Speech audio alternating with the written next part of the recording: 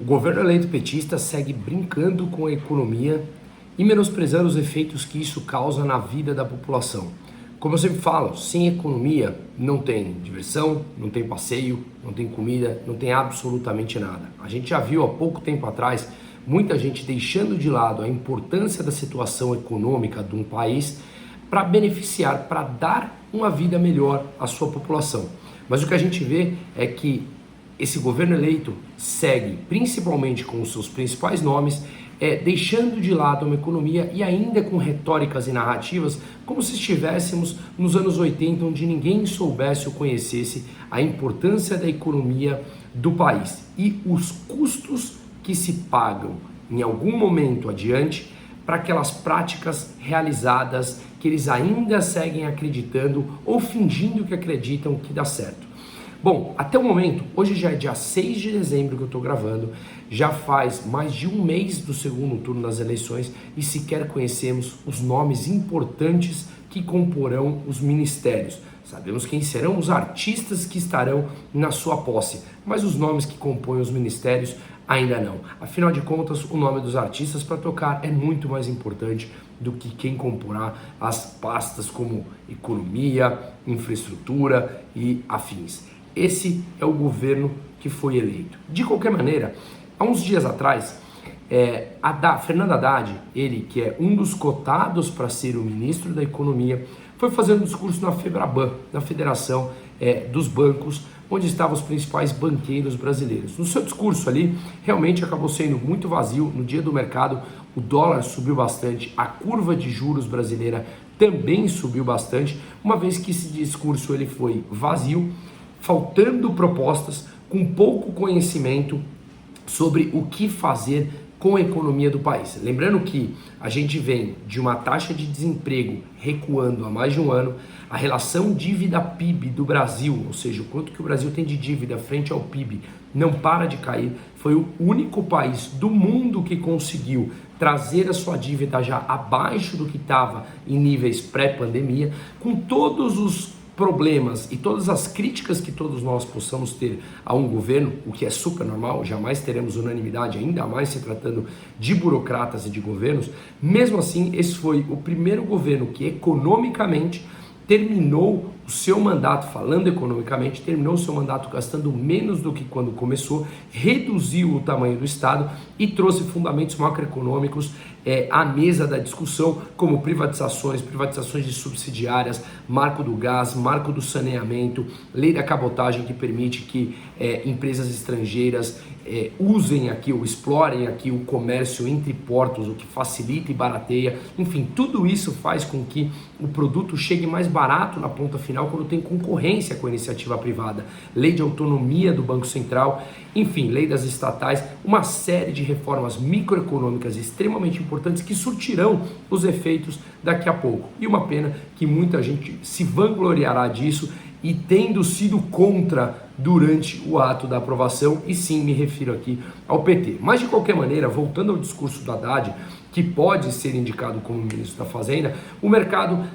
entendeu super mal, justamente porque o discurso é muito vazio e ele não tem experiência na área econômica, e os livros que ele escreveu sobre economia teve muito mais a ver com economia soviética, enaltecendo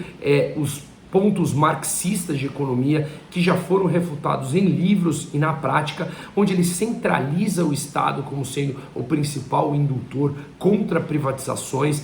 enaltece aquela eterna briga de classes que no fundo, na minha opinião, não tem que existir de forma nenhuma, porque isso é pior para o empregador, é pior pro empregado, enfim, é um perde-perde, mas eles seguem parados ainda, talvez não digo nem nos anos 80, mas muitas vezes até em conceitos marxistas do século passado. De qualquer maneira, ainda ventilou-se que poderia na Fazenda, no Ministério da Economia, fazer uma dobradinha entre Haddad e Pércio Arida, então naquele discurso dele, até que o Pércio Arida, que participou do desenvolvimento do Plano Real, recusou o convite, uma vez que ele falou, não quero me expor a essa irresponsabilidade, mesmo tendo feito campanha para o Lula, assim como Armínio Fraga e tantos outros ditos liberais, que depois, em 10, 12 dias, pularam fora desse barco que era uma furada desde o começo. Como eu sempre digo, o PT ele mente de forma patológica. Pela primeira vez, talvez, a gente viu o Lula falando a verdade, que acabaria com o teto de gastos, que tentaria voltar atrás com privatizações, e mesmo assim as pessoas, alguns ditos liberais, disseram ou duvidaram disso, ou acharam que era uma brincadeira, e agora a gente está de frente com isso. Pois bem, nesse discurso de Haddad sobre reduzir o gasto público e sobre como trazer eficiência ao Estado, obviamente zero no discurso. Afinal de contas, eles não sabem fazer isso, eles não querem fazer isso, eles não querem reduzir. Muito pelo contrário, eles querem aumentar esse gasto público. Vou deixar uma frase aqui, antes de continuar, e vocês me falam o que achariam sobre um governo ter um ministro da Fazenda que tem essas palavras há uns anos atrás. Abre aspas, apesar de eu dar uns pitacos na economia de vez em quando, eu estudei 2 meses de economia para passar no exame da ANPEC. Depois não estudei mais, porque eu colava um pouco de Alexandre Schwartzman e do Naércio Menezes para eu passar. Fecha aspas, Fernando Haddad. Muito bem, esse é o que a gente entregaria no Ministério de Economia, um dos mais importantes, na mão de uma pessoa que pensa assim. Pois bem, o que a gente vê na realidade depois desses discursos vazios, depois da falta de nomeação, depois daqueles discursos que nomes importantes do PT falando que o mercado não é ninguém, o mercado não é nada, lembrando que o mercado somos todos nós, que ancoramos as nossas expectativas, seja local ou estrangeiro, de como está o país daqui para frente. Os preços nada mais é do que o mensageiro que mostra como está o critério de risco naquele país, como está o critério de risco daquelas empresas. E, obviamente, se o mercado precifica um risco maior, a curva de juros futura sobe, encarece o crédito na ponta final, inclusive e principalmente para o mais pobre. Então, isso é uma falácia, uma narrativa que tem que ser desmistificada e derrubada, mas eles falam para um palanque deles, como eu falei, que parece que eles estão parados no tempo. O que se vê na realidade um PT tentando não apenas vai acabar com o teto de gastos, como ele falou, mas nesse primeiro momento, como demora para acabar e ele nem assumiu ainda, ele quer expandir o teto de gastos, aumentar, é como se você na tua casa subisse o teto para você poder gastar mais. Um jeitinho e um puxadinho. Além do mais, além de expandir e poder gastar mais, o que ele quer é gastar até 200 bilhões de reais fora do teto de gastos, além do que ele pode gastar, como se na nossa casa nós ganhássemos 10, gastássemos 12, quiséssemos gastar 15 e pedir que esses 3 adicionais fiquem fora do teto de gastos. Olha, me perdoem, eu posso gastar, mas me perdoem, por favor, não contabilizem na minha dívida. Enfim, o que a gente vê, segue vendo é que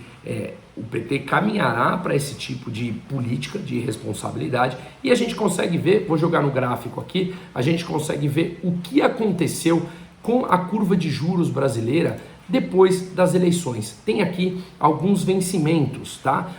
Curva de juros em 2023, era janeiro de 2023, que o mercado já precificou, essa primeira linha aqui em cima, e a cor laranja, que é o que o mercado precifica para 2024, tá? Veja aqui o quanto ele já subiu. Veja aqui, nesse começo aqui do lado esquerdo, no dia, olha agora, olhando a data aqui do lado esquerdo, no final de outubro, como a curva de juros subiu, precificando um risco maior. E aqui para 2029, na linha azul abaixo. Ou seja, o quanto o mercado já está precificando um risco maior desse governo eleito. E aí, naturalmente, essa curva de juros, ela é livre oferta e demanda em que é negociada diariamente no mercado. E isso encarece todo o crédito na ponta final, tá?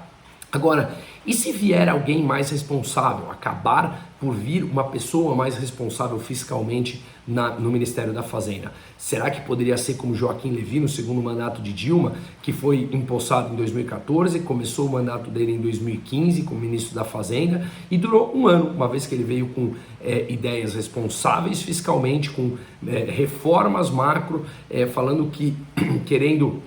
mudar toda a política econômica que a Dilma tinha colocado, então, até que ele, obviamente, acabou sendo expulso pelo sistema, renunciou ao cargo, mas naturalmente pressão dos petistas como um todo, que não queriam aquela responsabilidade fiscal e queriam aquele programa maluco que foi implantado pela Dilma, que nos levou na pior crise dos últimos tempos do Brasil, tá? Então o que eu vejo é que se de repente vier alguém responsável para bater de frente com a ala ideológica do PT que está tomando conta de novo do mercado, isso pode ser um problema. Então atenção a ativos pós-fixados que têm pagado, porque a taxa deve ficar alta, o Selic deve ficar mais alta durante um bom tempo, pré-fixados se você tiver uma disposição a um risco um pouco maior e um prazo de investimento um pouco maior, ativos atrelados à inflação, tem sim algumas oportunidades que a gente pode olhar em alguns vértices da curva de juros, alguma NTNB, até mesmo um crédito privado, pagando títulos IPCA mais 7, 8, isento de imposto de renda. Se você entender o mecanismo, aliás,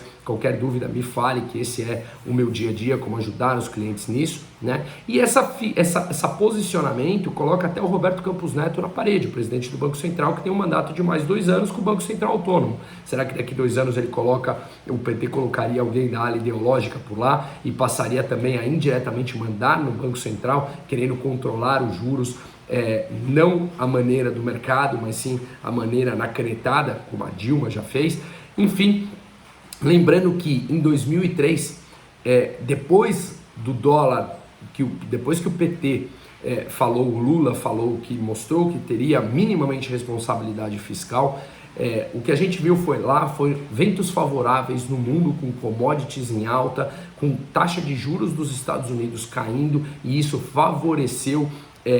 o real frente ao dólar, e o que a gente vê agora é totalmente ao contrário. O Banco Central americano, o Banco Central europeu, o mundo subindo juros como um todo, isso pressiona as moedas dos emergentes, inclusive o Brasil, e portanto pressiona ainda mais a inflação. Se nós não tivermos a responsabilidade fiscal e pelo visto não teremos na unha, podemos sim passar por um período mais inflacionário. Lembrando que qualquer intervenção estatal causa uma falsa solução, um falso sentimento de riqueza e de crescimento no curto prazo, e o custo no longo prazo é sempre muito maior. Portanto, continuemos propagando a educação econômica, buscando ativos para nós investirmos, seja aqui ou fora do Brasil, que é o meu dia a dia com os clientes, como eu falo lá na Aquavero. Então, qualquer dúvida, por favor, me procurem. Mas a gente tem que também buscar essas oportunidades, mirando os ciclos econômicos, entendendo o que virá pela frente. Com população civil, que eu acho que a gente tem que continuar com dados e números a fazer oposição firme e forte, porque sem dúvida nenhuma, em maior ou menor grau, nós cobraremos, nós pagaremos esse preço por essa irresponsabilidade de trazer o PT de volta, e não sou eu falando. Basta olhar a curva de juros, basta olhar a moeda e basta olhar a falta ou o descaso com a população em nomear os nomes que comporão as suas pastas.